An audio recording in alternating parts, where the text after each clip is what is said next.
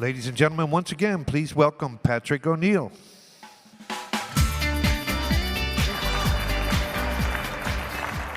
All righty, the last session before our next opportunity to go and partake in networking. So very excited about that. Equally excited about the session that we are going to finish the day with.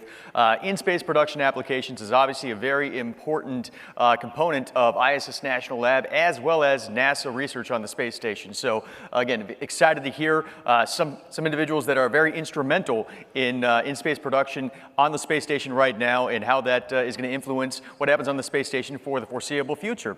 On top of that, equally excited to introduce the session, or the moderator for this session, someone that has been very much so involved in the ISS National Lab for many years, and someone that I'm happy to call a friend that has now segued into a new role over at Sierra Space. So I would like to introduce Ken Shields. Ken Shields serves as the Senior Director for Business Development at Sierra Space Corporation, where he leads a team of industry experts in making and shaping new industry markets and growing new business opportunities across the enterprise. Again, as mentioned, prior to Ken joining Sierra Space, he was a Vice President and Chief Operating Officer at the Center for the Advancement of Science and Space, manager of the ISS National Laboratory. So without further ado, Ken, please join the party.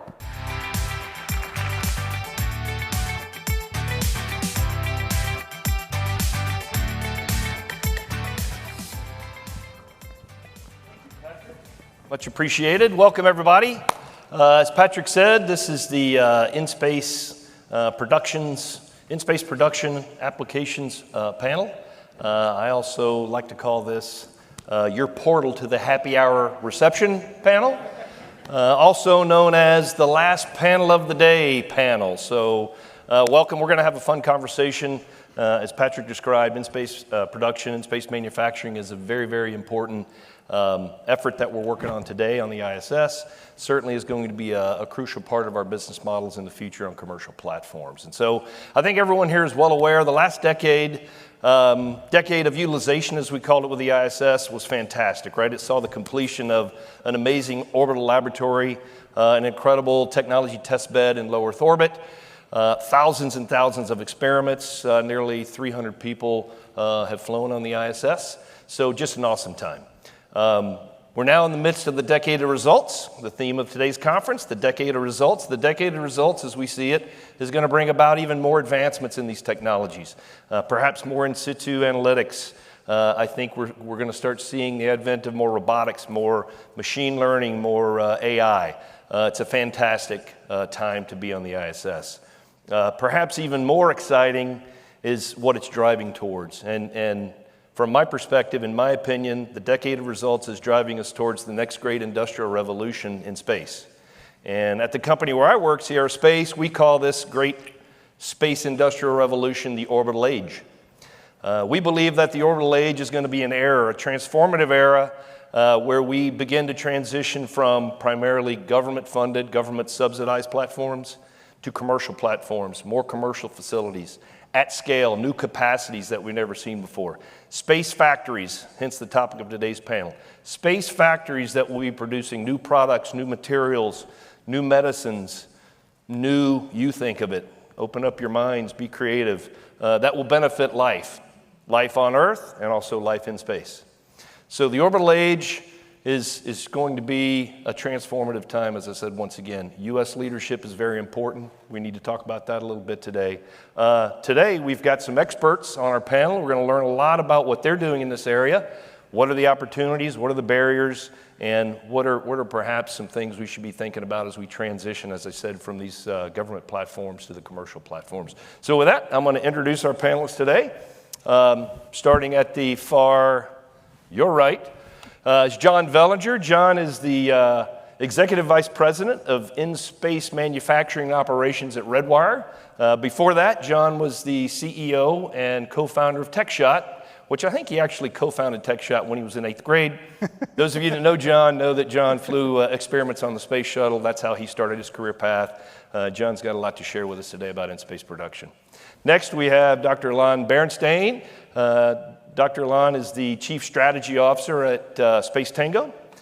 He oversees really strategy across the entire enterprise, but really focuses on automation and in-space manufacturing technologies in the areas of biotech, pharma, but also materials. Long history of executive management, has been, I think, a great asset to Space Tango, and is a great asset to the industry across the spectrum. So looking forward to hearing from Alain. Next, we have Dr. Paula Grisante. Paula is the co-founder and CEO of the National Stem Cell Foundation. Paula is a DMD, Doctor of Dentistry. She graduated from the University of Louisville, is a member of many societies, advisory committees, and really is a serial entrepreneur, as I understand it. So Paula will share some great insights on their work and where they're headed in the future. And last, certainly not least, we have Dr. Amrit Day. Dr. Amrit Day is the CEO and Chief Scientist from AppSidle. AppSidle has some amazing technologies that they're working on in the area of photonics, glasses, physics genius, physics guru, and has big plans for what his technologies and factories in the future are going to do for in-space production. So welcome to you all, and thank you for being with us today. So today's theme is in-space production. It's all about manufacturing and production in space. It's all about industrialization and commercial applications. John, first question I'll throw out to you. Redwire produced the first product in space, the first article that was made in space and sold terrestrially. I wonder if you could tell us a little bit about what that product was, and tell us a little bit more, expand a little bit more on what Redwire is doing in this area and what we might expect in the near future. Great. Thank you so much, Ken. I really appreciate the opportunity to be here today and just to be able to share with you what an exciting time to be part of the space industry. It really, truly, I mean, we've worked so hard to be at this point. And as part of Redwire, you know, I get the great opportunity to lead a great team to see how can we take this opportunity and really take the commercial markets and develop those opportunities to be able to turn some of our research into products. And we had the great opportunity to be able to do that with one of our protein crystals, a KDP crystal that we were able to actually sell to Ohio State University. It's an optical type of crystal that they actually are using in industry. And it was a great example of a proof of concept of how we can utilize the environment of space to actually develop new products. And it was a great demonstration of that kind of capability. So as part of ISMO, we at Redwire, we focus on in-space manufacturing and operations. We focus on biotech and in-space manufacturing. And so we do rodent research. We look at crop production. We look at cell modeling and regenerative medicine. We also look at material science. And then we have an in-space manufacturing group. We have an experiment called Archinaut that's going to actually go up and assemble a structure in space. And so we're utilizing these technologies to find new opportunities to develop products in space. And we're looking forward to the future and what the future will hold. That's awesome. Thank you, and look forward to more discussion about what you guys are doing. So, Paula, how about you? So John shared with us a little bit about a product that his company actually manufactured in space, sold it in Earth. So that checks one of the boxes of what are we selling, what are we doing, perhaps. Maybe not so clear what the National Stem Cell Foundation would be doing in space. I mean, why are you pursuing R&D in space, and what might we anticipate to see from the National Stem Cell Foundation over the next few years? We are funding a first-in-kind study of neurodegeneration on the International Space Station using organoids derived from people with Parkinson's disease and primary progressive MS. And you can see cells talking to each other, interacting in space in a way that you cannot on Earth. And our hope is that we will be able to identify a point at which that conversation starts to go south and you could intervene with a new drug or cell therapy that would halt progression. And this is actually, we're on station right now. We launched on SpaceX 25, our fourth flight. And we have recently received a grant from CASIS and ISSNL to cover our flight costs for a fifth flight, hopefully in early 2024. Fantastic. That's great. We look forward to it, and best of luck. Thanks. Best of luck with that mission. So, Alain, jumping over to you and the Space Tango group. So, you've had quite a few years of experience in the space game in different areas. Experience on the government side, certainly now experience in developing new commercial markets on the industry side. And there's gaps and differences in the way those different organizations and those different entities pursue things. Here we are working on the ISS. We're looking forward to a transition. How do we close those gaps?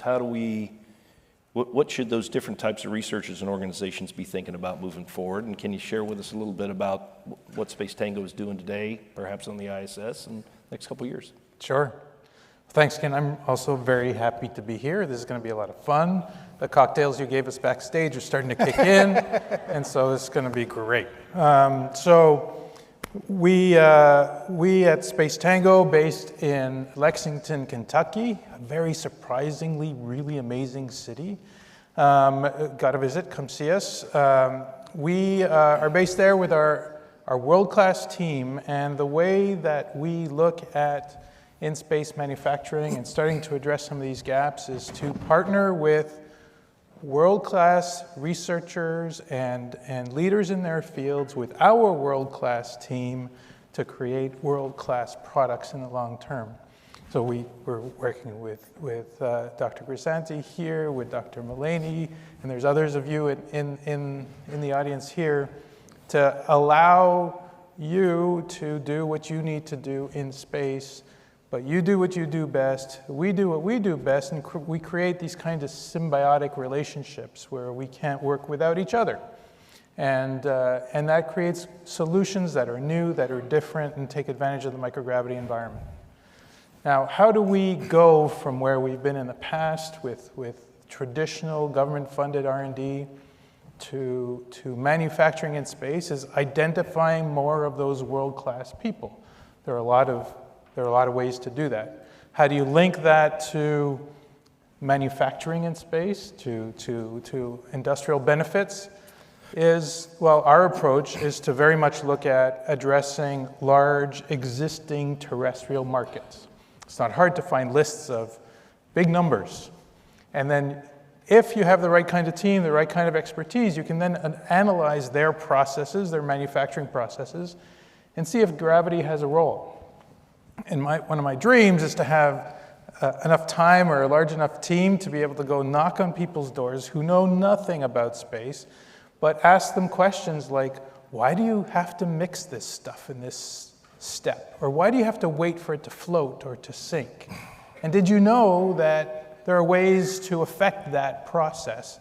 And it has to do with space, by the way, but we can help you do something different or something better or create a new product, thanks to what you already know, and you're a world-class leader in what you do. So that's the winning combination, I think, to get to where we all need to get. Where space is a tool, we think of space as just another environment. It helps the conversation when we take care of the space stuff and you take care of what you're best at and create these partnerships in the long term. Yeah, I like that. That's great. Thank you, Alain, for sharing those words and that insight. Thanks.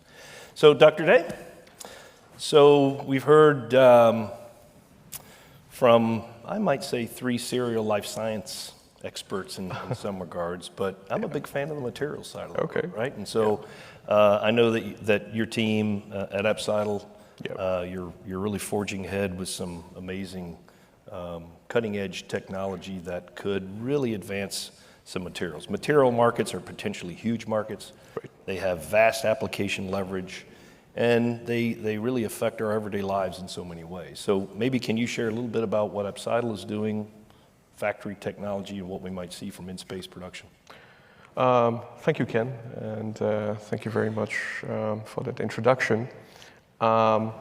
So our company is primarily focused on manufacturing photonic devices in low Earth orbit. Now, many of you have heard about some of these exotic glass fibers that we are trying to manufacture. There are crystals, and these. But I truly believe that we are really just scratching the surface of what can be manufactured and done in microgravity. There is a lot of potential out there, but the problem is that space is challenging, and any process that was perfected on Earth is going to need some iterations. So what our company is doing is that we are trying to speed up the iteration process by doing things like integrating artificial intelligence into our production modules. we are coming up with other ways to speed up the R&D process on the ISS. And our hope is to not only make products that are better, but it's also to actually make entirely like new types of photonic devices that you can't make on Earth at all. So I think the resources in space are underutilized, and we haven't actually fully gone in deep enough into what can be done. As I mentioned before, we're only scratching the surface, and from our point of view, and for what we really want to do, which is making like high quality photonic devices, we're really just scratching the surface. Right, very good. So thank you for sharing that, and it's actually, I think, a fantastic segue into an area that I would like to explore perhaps in a discussion format, and throw a prompt out there to the group here, and we'll have a little conversation. So each one of you represent different areas of ISS utilization and now ISS results. We've got suppliers here, we've got users, we've got technologists, we've got scientists. So we'd love to hear from you the experience that you've had on the ISS, the lessons learned that you've had on the ISS, the good, the bad, and the ugly, if there is any of that last part. How can we learn from that? What are some of the lessons that we should learn as we're thinking about these new CLD, these commercial platforms, these new commercial facilities that really are under design right now? We've heard about them in earlier sessions today and across the entire week. I'd like to have some conversation about what should we be thinking about from the perspective of the people who've been there and done it on the ISS. Anybody can take the first shot at it. I'll take a first shot at it.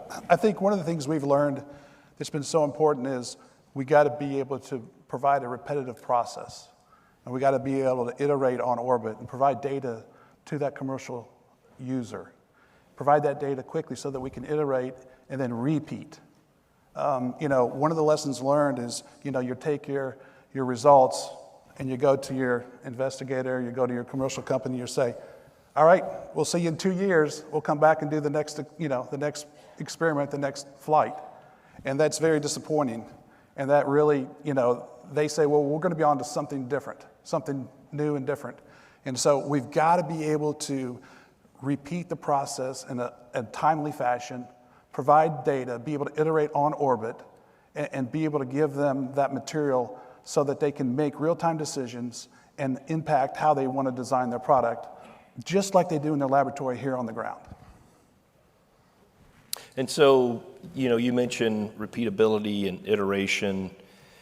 Having the ability to do that or adapt to that or improve that, how does something like that and other experiences that you have, how does that feed into factories in space, manufacturing in space, production in space? Alain, you want to take a shot at that? Yeah, so from our perspective, a lot of lessons learned have to do with quality management, right? And quality management is important for anybody who's doing anything in space.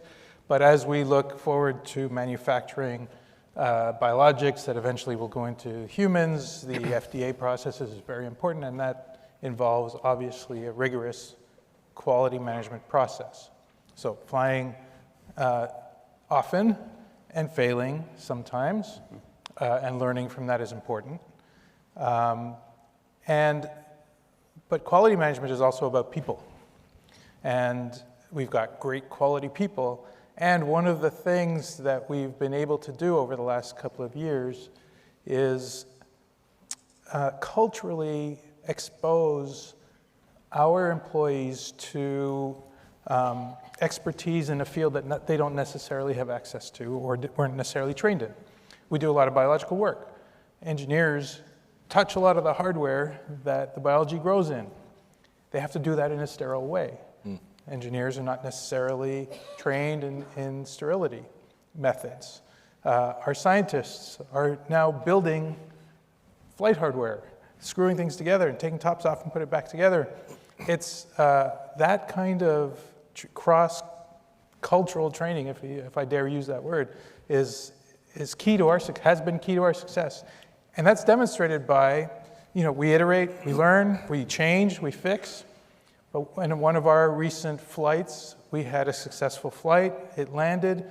We knew we had another flight with the same PI coming up. We asked her, what do we need to change? She said, absolutely nothing. Let's fly this again. That is also a measure of success. So we want to change and learn, but when they want to do the exact same thing because it just worked right, now you're starting to make progress that's relevant to manufacturing, relevant to doing the same thing over and over, and going to space because you need to go to space. We've seen that evolution pretty quickly in our company, but it comes down to people.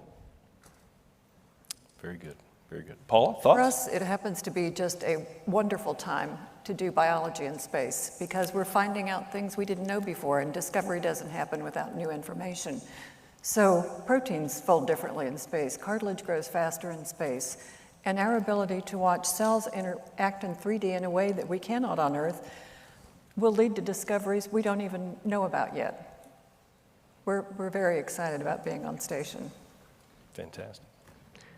And I agree with all of this. And I would also like to add that one of the additional challenges of working in space is actually making your experiment work with this huge ISS machinery. So typically as a scientist, when you go into the lab, it's just you or you have like one more person in there. But right now, one of the challenges of making your product grow in space or developing your product in space is that you actually have a large machinery to work with. There is there's the whole integration team, the safety team. Then once you get on board, there's there's the crew, there's the flight ops personnel. So one of the things that we as scientists also have to learn to sort of perfect or tweak is just making our process work with this large machinery that's made available to us. It's an incredible resource, but you also have to learn to tweak it and make it just work right for you. Right, super. All right, another topic, we'll shift a little bit. So this morning, and as I mentioned earlier, really throughout the week and over the years here recently, we've heard a lot about what NASA is doing to stimulate commercialization, to incubate commercialization, particularly on the supply side, right? Commercial resupply has been fantastic. Commercial crew has just opened up a lot of doors, opened up quite a bit of access. What should the government be doing, if anything, and maybe not just NASA, I'd like to hear your insights on that as well, but what should the government be doing to incentivize, to incubate, to stimulate market demand, market development in these areas? We've heard from other sessions where there is this sort of technology valley of death. Mm-hmm. And so how can governments help through that? What is the role there? And is there an indication, or are there thoughts that you have on when capital markets investors should pick it up and now the government shouldn't be there anymore? I'd like some thoughts on that. Well, I think at Redwire, we just recently received an INSPA award in where NASA helped fund some of our technology development for some of our protein crystal growth work. And as that program moves forward, NASA's role, becomes, they pull out of that program. And the commercial entity that you're working with picks up and takes over. And you provide that payload demonstration, that concept demonstration, and then the commercial market then is attracted to that technology. And I think then NASA can take on the role of a potential user. So I think they need to help stimulate and help supplement, to get through the valley of death. And then at some point they need to back away and become a user, with the CLD communities and all the different opportunities that we're all going to have, and let the commercial markets take over. I agree. INSPA is a great example of what can be done, what needs to be done more of, though. You mentioned how there are investments in the infrastructure, and that eclipses the amount of investment that's happening on the market development side. So the team at NASA that is managing this program is doing great. We've been involved with 5 of the 15 or so INSPAs that have been selected in the last 2 waves, and it has transformed our company and given us some really great leads for the future. We need to do that program times 10 or more. There needs to be more Redwires, more space Tangos, and more AppCytles and more applications that are developed just to really make sure there's space. There also has to be recognition from companies like yours, Ken, that you will not have anybody using your stations unless people like us are ready to help people use your stations. And that is a little bit of a disconnect, right? Not that you don't know that, Ken, I know you do, but the system is not set up to encourage that right now. You're being funded to develop the walls, and you've got to make sure those walls don't leak and there's going to be enough there, but we have our fingers and toes and brains attached to your users for the future. And so more INSPAs, INSPA type things, but also policy changes to recognize that the family of implementation partners are really the ones that are in there right now that can help make sure that there are users for your stations in the future. That's great. We have funded the research in our first 4 flights privately, but the economic impact of Parkinson's disease and multiple sclerosis in the US alone, and this is annually, is about $137 billion. And we think that once you knock that first domino over in the study of neurodegeneration, that you're going to open the doors for other neurodegenerative diseases like ALS and Alzheimer's. Those are huge numbers. We are going to need federal help to make that work. Great. Dr. Day, anything?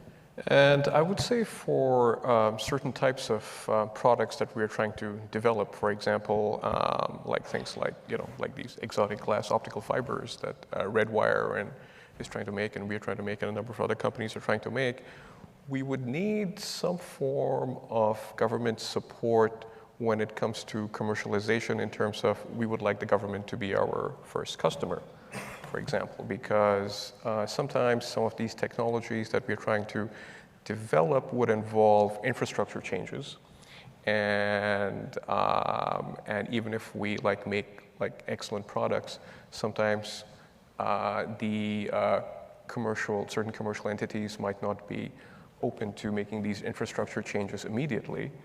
But if the government steps in and buys our products and then they implement it successfully, then a lot of other private companies would follow. So that's one example of where the government can step in. And in addition to that, of course, I agree with everything that the rest of the panel members said. We need more government support in terms of R&D, and we need more government support in terms of incubating the R&D phase. And all products are not the same, so there shouldn't be a one-size-fits-all type of policy. Each product is a little bit different. I know with the life sciences, things take a little bit longer. Definitely, with certain types of materials, the development could be faster or slower, even when it comes to materials.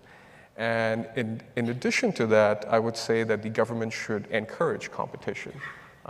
Competition's good. It keeps you sharp. It keeps you innovating. So these are some of the policies. I think some of these policies are already in place. So we would like to see that. We would not like to see any kind of monopoly just yet, just because this is a very nascent field. Right. So those are my 2 cents on where the government should step in. That's great. Makes sense. Everybody had some good input there. Yeah. So let's turn the topic a little bit towards the technologies the capabilities that we'll need to transition from the R&D phase into at-scale manufacturing, where we're trying to get to throughput, steady throughput in production. In some ways, in-space production, in-space manufacturing, in many ways, we're trying to bring capabilities from Earth to space, and in some ways, create those products that we can bring from space to Earth in many cases. Are there specific technological gaps or capabilities, AI, machine learning, there's others, that you folks are contemplating and thinking about how and when do I begin to develop that space-qualified, space-tested technology into some of the platforms that you're contemplating? Well, at Redwire, we have our bioprinter that's going up on NG18 later this fall. And the bioprinting in microgravity is just a very unique opportunity. Because here on the ground, you can print in the X and the Y, right, but you have a very difficult time printing the Z. Gravity causes that structure to collapse upon itself. And those cells do not have a chance to really vascularize and to mature and to develop. And so if you take that same bioprinting technology into space, you're able to print into that third dimension. And that allows you to actually develop that structure. And then it allows, by culturing then that structure, the cells can vascularize and become a tissue that can potentially be implanted in a human being. One of the exciting things about our bioprinting technology is if we can take a person's own stem cells and then print that tissue, that structure from their own stem cells, we've eliminated a lifetime of anti-rejection drugs. And so it provides tremendous opportunity for people here on the ground, here on Earth. Tremendous opportunities. But as you can see, there's a lot of technologies that are missing that it's going to take to be able to print those tissues. You have to have the cells on orbit. You have to be able to bring the cells back and forth. You have to bring the tissues back and forth. So there's a lot of technologies that industry will have to develop to be able to really take advantage of the true microgravity environment. One of the most favorite parts of my job is when we start with a new partner and we know we're going to work with them and we're going to help them do what they do on the ground and we're going to do it in space. And the favorite part is, show me what you do in your lab so that we can figure out how to do that in space. We have Dan here from Lambda Vision, one of our partners, and it's the same kind of story. You go in, they started by taking something and dipping it in a liquid and then dipping it in the next, or you go to another scientist's lab and they say, yeah, I pipette from here and then I have to turn it upside down. And you say, how am I going to do that in microgravity in an automated system? And that science project turns into an engineering project that takes a long time and a lot of effort to make it feasible in space. So for us, especially if you have your eye on manufacturing and on high throughput, we've got to get rid of some of those obstacles. We've got to get some technology in place that lets us go faster from the benchtop to the space platform, whatever that space platform is. And CLDs aren't the only place that we'll be doing manufacturing in space, unless you give me a good price, and then we'll be fine. But the idea is that we're developing technologies that are going to more mimic the ground environment to the researchers so that there's less of that work and we can hopefully do things faster that way. Super. I have no answer to that question other than I'm going to be talking to John Vellinger right after this. There you go. Hey, nothing wrong with that. Nothing wrong with that. I would say that the challenges of manufacturing in space is making all of us innovate. And those technologies can actually be spun off to improve the production capabilities on Earth. So right now, we believe that because of what the constraints that are imposed on us by the ISS has sort of like forced us to do, we have developed certain types of sensors and feedback systems which weren't there when people were trying to manufacture these products on Earth. So it would be silly not to try to spin off these technologies in order to make better terrestrial products even on the ground. Now, of course, ideally, we want to make the best possible products in space, and you cannot reproduce microgravity, so you wouldn't be able to do that. But you could still improve, in our case, we believe that we can still improve the quality of certain types of terrestrial photonic devices just by leveraging the technologies that the INSPA program sort of forced us to develop. Yep. So, and the reason why we were forced to do that is because microgravity presents its own sets of challenges, right. And we want to overcome that, and we want to speed up our iteration. But there is a good upside to that. Right. Yeah. Right. That's excellent. Very good. Very good. So we've talked a little bit about the technological capabilities and gaps that we need to fill. Talked a little bit about market development efforts. We certainly need the markets, right? Talked a little bit about transitioning from ISS to CLD platforms and whatever great deal Alain can get on the free-flying Alain Berinstain space station. Many of these processes, especially when we get to at-scale production and at-scale manufacturing for consumption, the processes, the practices, they're going to be subject to different types of standards, right? I think all of us will have sort of self-regulating and self-motivated reasons to have good manufacturing practices, right? And good processes. But there will be some products that we produce that will have to stand the test of other compliance and regulatory authorities.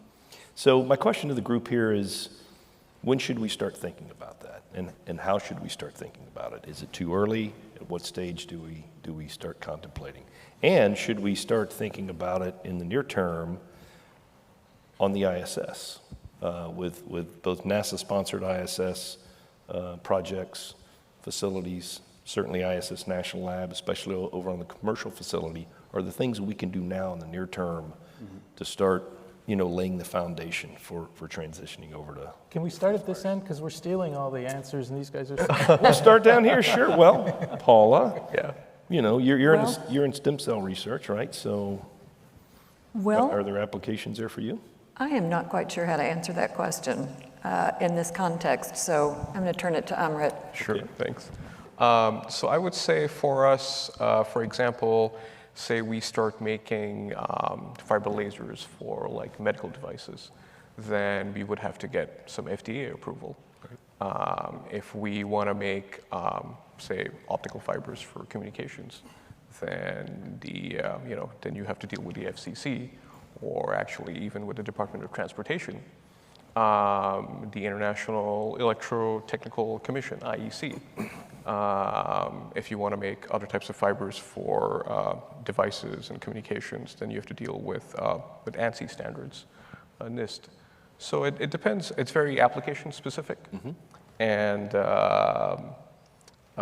so you'd have to see where your product fits into the market and what its applications are.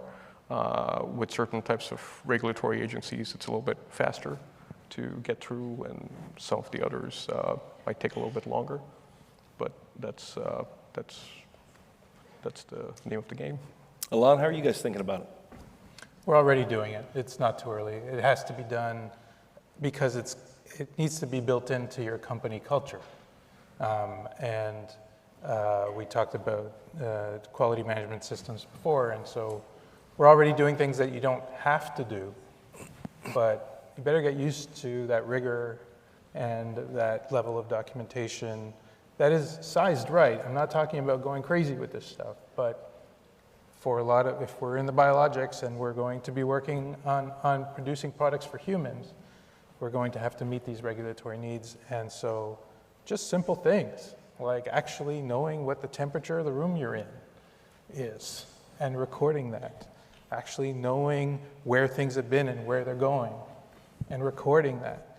Chain of custody is not something we have to do right now in order to to make some artificial retina prototypes that we're making now.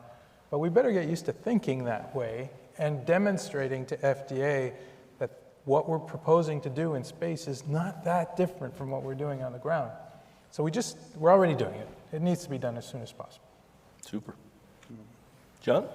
I think the answer to that question is yesterday. I mean, I agree with you. We're already doing it here at Redwire, and I think the challenge is going to be, what does it look like? I think that we are all developing new processes and new procedures. We're all going to take, GMP processes and try to adapt them, but we're in a unique environment. And I think what type of FDA regulations, what's going to be the protocol? And I think those are the kind of things we need to be thinking about now, because those, we do want to take some of these tissues and plant them in humans. And we do want to look at the biotech arena and see how we can utilize the microgravity environment. So we are going to have those type of products. So we do have to get engaged, we do have to work with them, and we have to help them understand the uniqueness of space, and then translate that into a reasonable process and procedure that we can all live with and adapt to. That's great. So once again, as we're thinking about transitioning to at-scale production and thinking in more of a mindset of throughput, one area that we didn't touch on is supply chain and logistics. And those of you that know me understand that I'm a firm believer that it's all about logistics. And so I wonder, we've got commercial resupply for the ISS, right? We've got commercial crew that's helping a little bit. Have you thought about, do we need more capacity, more cadence, just more reliability? Should the schedule be different? How are we thinking about logistics, supply chain, transportation? Because that's going to be a vital part if we're going to go off and manufacture and produce things in space, particularly for terrestrial consumption. Which order? Jump in, free flowing. No, I think we need more. We need more. Logistics right now are a big problem, getting things down from ISS. There's a big bottleneck. And so I don't think that that's going to magically just disappear. And so I think that we need more opportunities to be able to bring samples back and forth, bring materials back and forth. And how can we do that quickly, reliably? And then I think we need to be able to, as I mentioned earlier, iterate on space so that we can take up the facilities and the equipment, the manufacturing equipment, and then just take the samples back and forth. So it's a different mind shift. We're not going to take the whole facility and take it back and forth each time.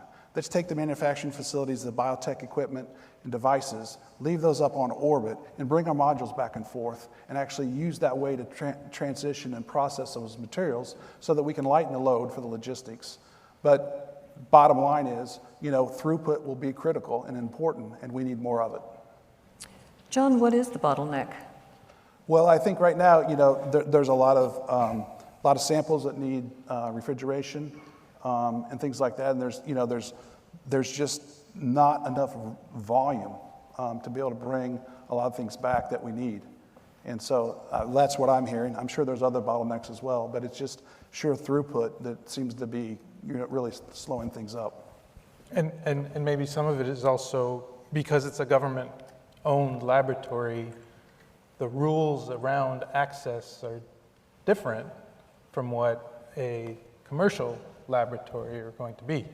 I don't think a commercial laboratory is going to prioritize access for users that aren't providing a commercial benefit to the operator of the lab.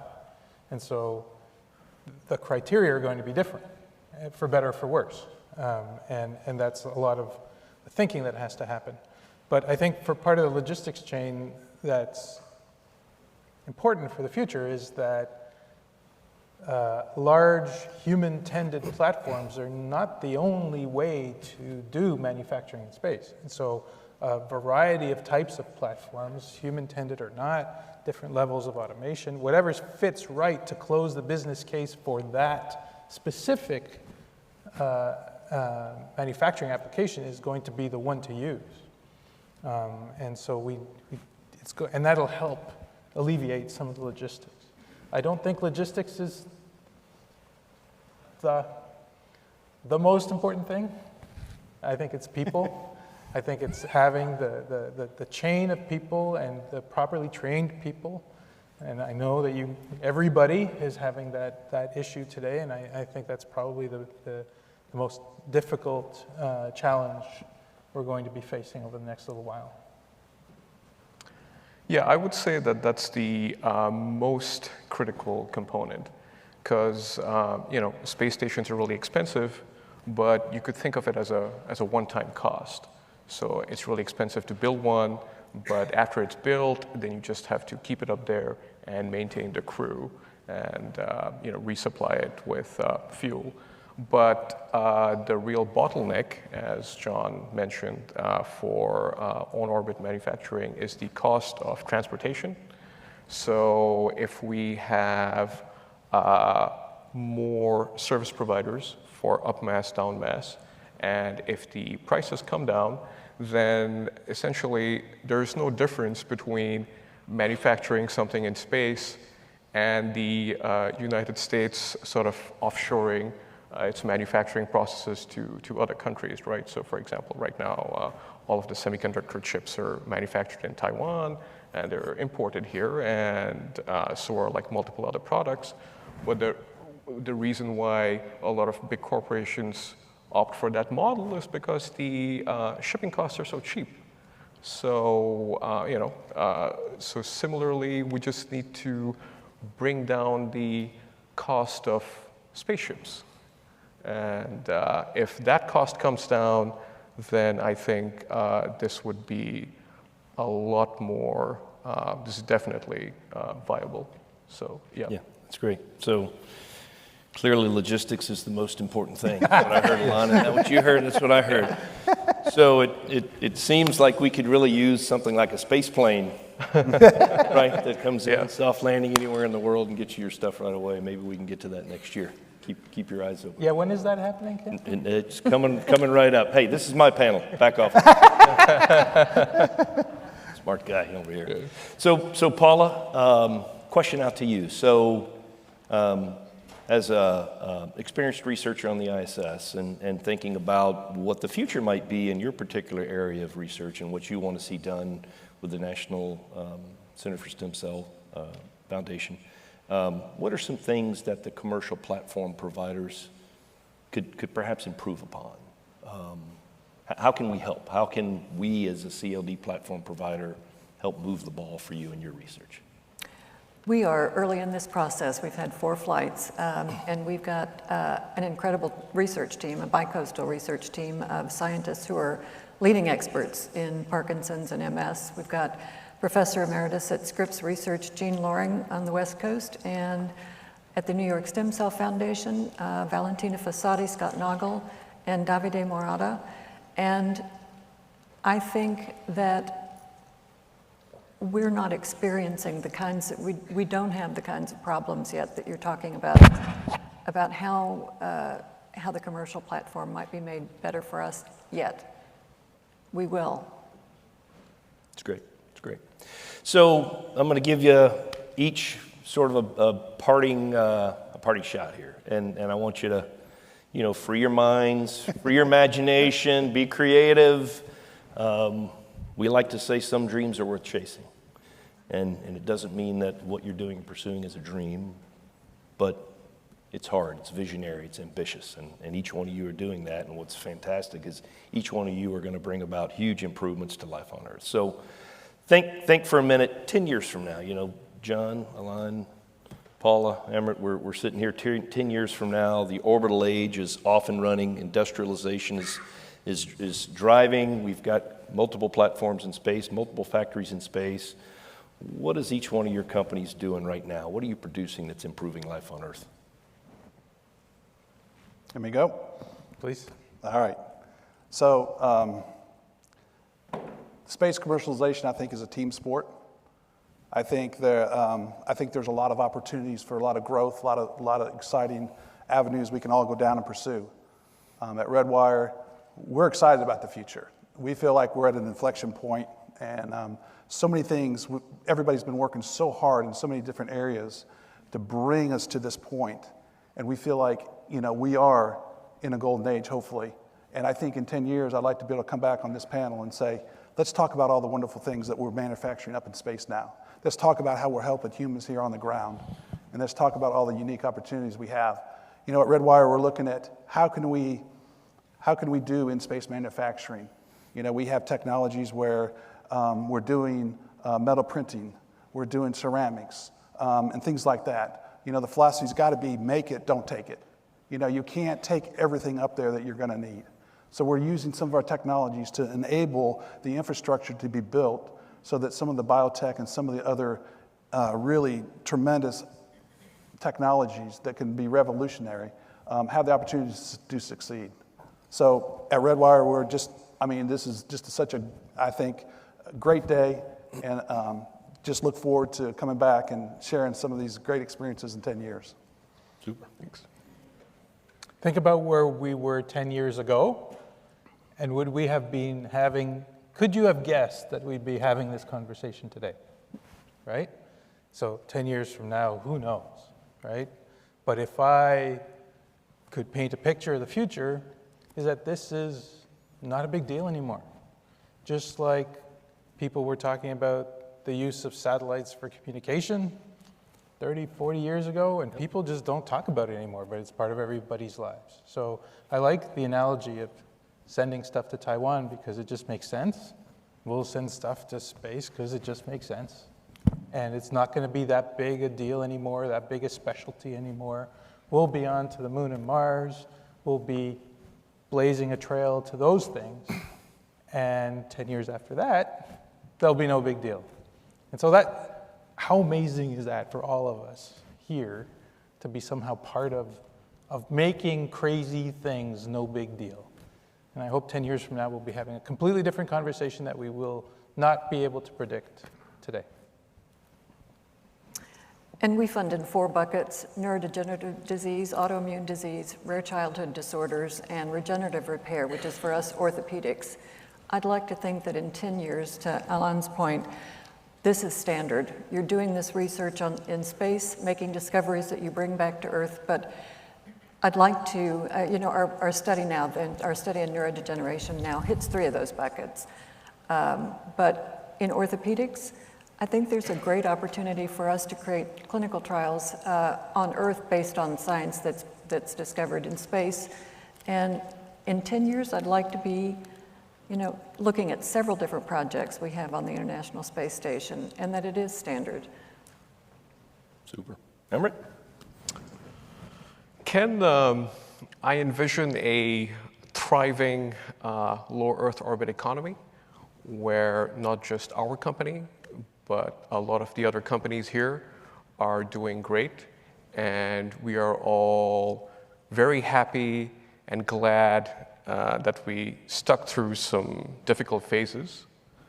And personally for our company, I envision us making great products and having them made on some of the commercial space stations, and also working with some of our partners and other companies and having them upmasked and downmasked. And I envision this whole difficult endeavor that we have undertaken to really work out and be commercially viable. Super, great. Well, we've got a great audience, both in the room and out in the Twitter sphere and on TikTok and Instagram and LinkedIn. So Ryan Reeves, you have any questions for us coming in? Thank you, Ken. Yeah, so we have some questions coming in through the app. As we look through from the transition of ISS to some of these CLDs and free flyers, what is the concern or the thing that keeps you up now in terms of looking to that transition? And what is the thing that you're most looking forward to and the opportunity that might present? What gives you nightmares, Alain? What's going to happen to ISS National Lab in cases? That, to me, keeps me up at night. Without that, I wouldn't be here today. Space Tango wouldn't exist the way it does, and a lot of other companies. That role needs to continue somehow. It's not going away, even though we'll have all kinds of mature stuff 10 years from now. we'll be pushing new stuff that needs that subsidy, that government involvement, and that role that they provide. That unknown is a business risk for us now, and it's hard to explain through it as we figure this part out. I just hope that that role, that function survives. It needs to. Yeah, that's great. Anybody else? Any big challenges? Anything that really? I think one thing that comes to mind too is when we transitioned from the station to the CLD providers, Redwire has a lot of equipment right now up on ISS. Yeah.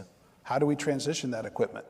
We'd love to be able to just, transfer it over to CLD providers, but the logistics and how we do that, I think we really have to think that through. Yeah. So I think that'll be a challenge as we go forward. Yep, that's great. I would say political tensions, alliances falling apart. That would be something I would worry about. Yeah, great point. Yeah. Ryan? So specific question for Emrit. When we were last here in person in 2019 in Atlanta, we heard a lot about Z-band technology. Can you give a little bit of the lay of the land of the current state of the art where we are now? So I don't think 2019 was me in Atlanta. But we are, so we have the processes under control on Earth, and where we can actually make long lengths of fiber. The challenge is in translating that process to a microgravity environment where the heating rates are different, the cooling rates are different. There are some changes in the material properties, and there are some other effects that will just throw you off just a little bit. And we need to sort of iterate around that in order to perfect the process. And sometimes these, in going from like not being, your successes would sometimes come very suddenly. And then sometimes when you're seeing like very large improvements, they actually come very quickly. They come suddenly. These are like very fast phase transitions. So we just need to be patient, and we need to just plow through the problem. Right? So in your respective fields, and granted some of you have work in a lot of different fields, so you can pick any of them. But in your respective fields, how far is the timeline in terms of becoming self-sufficient for production and being able to commercialize?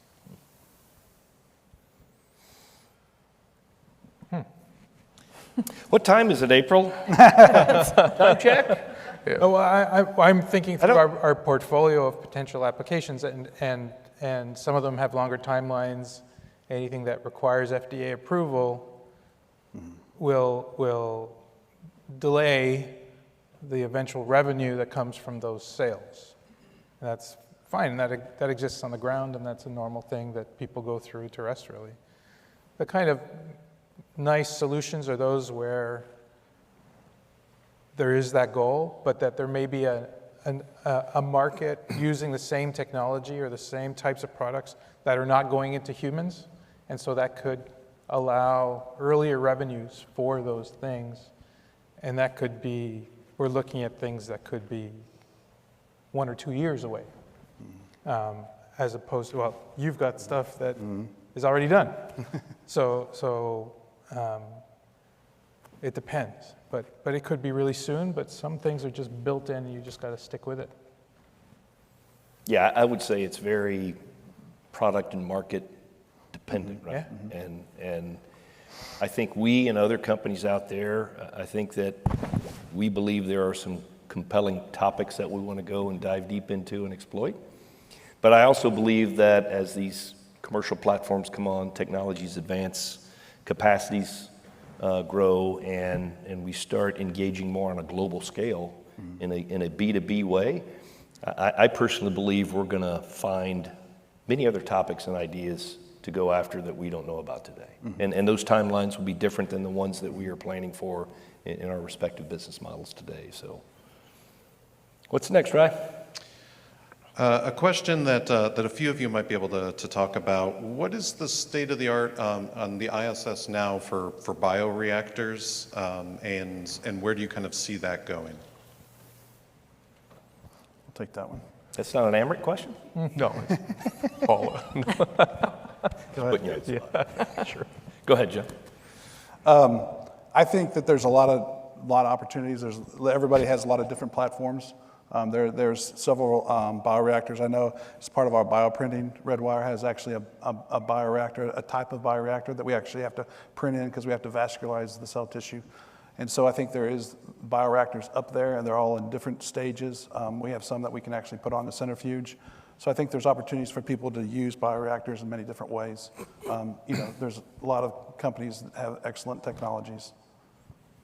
Yeah, Amrit mentioned something that we're starting to see a pattern to as well is we develop solutions for space, including bioreactors, and our partners see these things and say, I want one of those in my lab.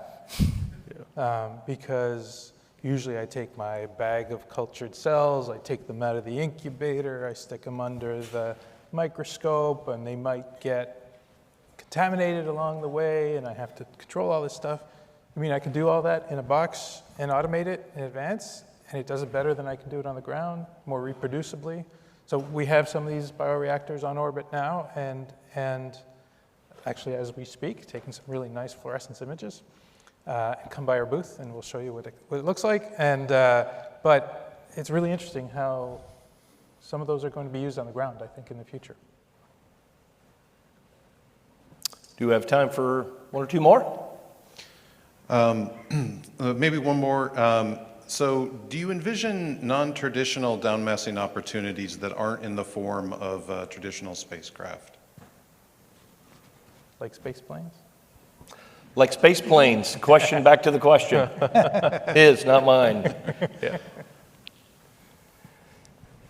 I mean, I'll take a shot at that. I mean, yeah, I think we all are aware of what's available right now from a standpoint of returning from LEO. Will there be other types of return capsules, return modules, return technologies? I think there's a good chance that there is, right? I think that as we continue down the path of development, market development, product development in space, I think the demand for that kind of a service and the demand for that kind of technology will drive investments into that area, and it'll be produced. I suspect that with the current vehicles that are servicing to and from LEO, it may not be the most efficient way to get, very small mass down from LEO. So yeah, I do believe that those sorts of technologies will emerge as the demand emerges. Companies will make investments. Companies will exploit those opportunities. If it's commercial, it will find a way. And that's, in my opinion.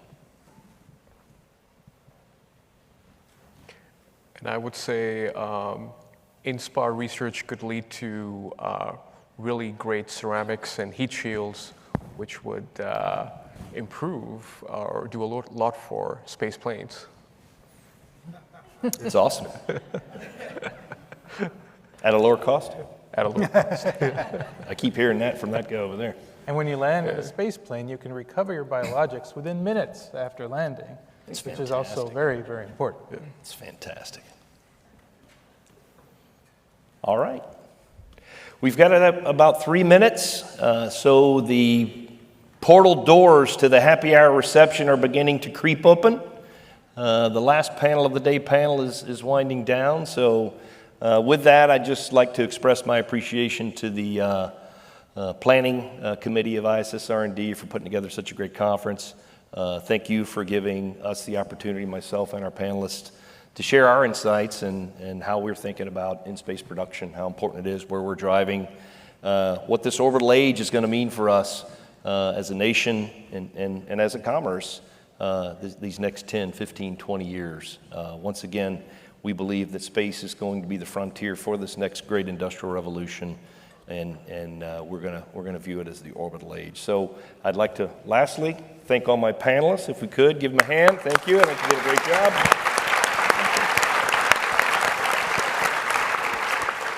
So with that, have a great rest of the evening, and we'll see you around. Thank you.